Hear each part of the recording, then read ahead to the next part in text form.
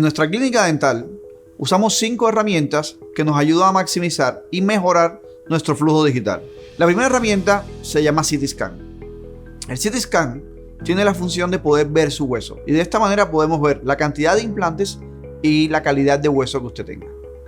La segunda herramienta que usamos es la fotografía. Con la fotografía tomamos fotos de su rostro en sonrisa. De esta manera podemos ver cómo usted sonríe, cómo pone su labio con respecto a los dientes y hacemos todo un estudio facial de su rostro. La tercera herramienta que usamos es el escáner intraoral. El escáner intraoral me permite poder tener su mordida inicial, poder ver sus dientes, sus tejidos blandos, su encía, para poder trabajar una vez operado el paciente.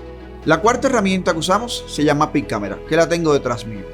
Esta herramienta nos permite hacer una impresión 99.9% de precisión en 2 minutos aproximadamente, cuando antes durábamos 2 horas. Por último, la quinta herramienta que usamos es un milling machine.